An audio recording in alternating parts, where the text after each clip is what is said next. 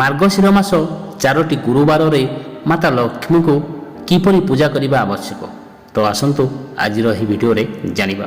ମାର୍ଗଶିର ମାସର 4ଟି ଗୁରୁବାରରେ ମାତା ଲକ୍ଷ୍ମୀଙ୍କୁ ପୂଜା କରିବା ଅତ୍ୟନ୍ତ ଶୁଭ ବୋଲି ବିବେଚନା କରାଯାଏ। ପୂଜା କରିବା ପାଇଁ ଏଠାରେ ଏକ ପର୍ଯ୍ୟାୟ ନିୟମ ଅଛି। ଘର ଏବଂ ପୂଜା ଅଞ୍ଚଳକୁ ଭଲ ଭାବରେ ସଫା କରନ୍ତୁ।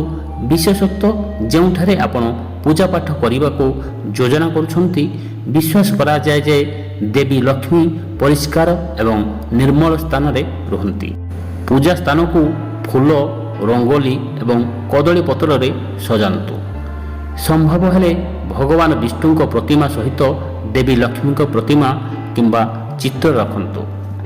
ହାଲକା ଦୀପ ଜାଳିବା ପାଇଁ ଘିଅ କିମ୍ବା ତେଲ ବ୍ୟବହାର କରନ୍ତୁ।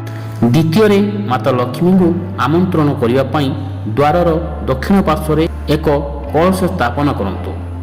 ସତେଜ ଫୁଲ, ଫୁଲମାଳ ଏବଂ ତୁଳସୀ ପତ୍ର, ଚନ୍ଦନ, କଦଳୀ, କୁସୁମ ଏବଂ ଅରୁଆ ଚାଉଳ ରଖନ୍ତୁ। ନଡ଼ିଆ, କଦଳୀ, ଲେମ୍ବୁ, ସେଉ ଓ ଅନ୍ୟାନ୍ୟ ଫଳ, ଅରୁଆ ଚାଉଳ କିଛି ପାତ୍ରରେ ଏବଂ ପାରମ୍ପରିକ ମିଠା ମଧ୍ୟ ଅନ୍ତର୍ଭୁକ୍ତ କରନ୍ତୁ। ତୃତୀୟରେ, ଆମ୍ବପତ୍ର ଚାରିପାଖରେ ଏକ ନଡ଼ିଆ ରଖନ୍ତୁ। ଏହାକୁ ଫୁଲ ସହିତ ସଜାନ୍ତୁ। ନିଜ ହାତରେ କିଛି ପାଣି ନିଅନ୍ତୁ।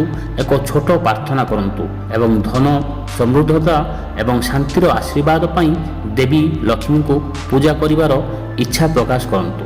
ବାଧା ଦୂର କରିବା ପାଇଁ ଭଗବାନ ଗଣେଶଙ୍କୁ ଅନୁରୋଧ କରି ଏକ ମନ୍ତ୍ର ପଢ଼ନ୍ତୁ। ଓମ୍ ଗମ୍ ଗଣପତି ନମଃ। ତାପରେ ଦେବୀ ମାତା ଲକ୍ଷ୍ମୀଙ୍କୁ ମନ୍ତ୍ର ସହିତ ନିମନ୍ତ୍ରଣ କରନ୍ତୁ। ଓମ୍ ଶ୍ରୀଂ ହରିଂ କ୍ଲିଂ ମହାଲକ୍ଷ୍ମୀ ନମଃ। ଦେବୀ ଲକ୍ଷ୍ମୀଙ୍କ 108 ନାମ ଜପ କରନ୍ତୁ। ଆପଣ ପ୍ରତ୍ୟେକ ନାମ ପଢ଼ିବା ବେଳେ ଫୁଲ କିମ୍ବା ଅକ୍ଷତା ଅର୍ପଣ କରନ୍ତୁ। ମାତା ଲକ୍ଷ୍ମୀଙ୍କୁ ଆଳତୀ ବା ଭଜନ ଗାଇବା ବେଳେ ହାଲକା ଧୂପ ଦେଇ ଏବଂ ଏକ କର୍ପୂର ଦୀପ ସହିତ ଆଳତୀ ପ୍ରଦର୍ଶନ କରନ୍ତୁ। ଦେବୀ ଲକ୍ଷ୍ମୀଙ୍କୁ ଖୁସି କରିବା ପାଇଁ ଶ୍ରୀ ସୁକ୍ରୋତମ କିମ୍ବା କନକଧାରା ସ୍ତୋତ୍ରମ୍ ପଢ଼ନ୍ତୁ। ଭଗବାନ ବିଷ୍ଣୁଙ୍କ ସହ ଦେବୀ ଲକ୍ଷ୍ମୀ ନିବିଡ଼ ଭାବରେ ଜଡ଼ିତ ଥିବାରୁ ସମ୍ଭବ ହେଲେ ବିଷ୍ଣୁ ସହସ୍ରନାମ ଜପ କରନ୍ତୁ। ପଞ୍ଚମରେ, ଶୁଦ୍ଧତା ପାଇଁ ଘରର ଚାରିପାଖରେ ପବିତ୍ର ଜଳ କଳସରୁ ନେଇ ଛିଞ୍ଚନ୍ତୁ। ପରିବାର ସଦସ୍ୟ ଏବଂ ଭକ୍ତଙ୍କ ମଧ୍ୟରେ ପ୍ରସାଦ ବଣ୍ଟନ କରନ୍ତୁ। ପରିଷ୍କାର ପାରମ୍ପରିକ ପୋଷାକ ପିନ୍ଧନ୍ତୁ।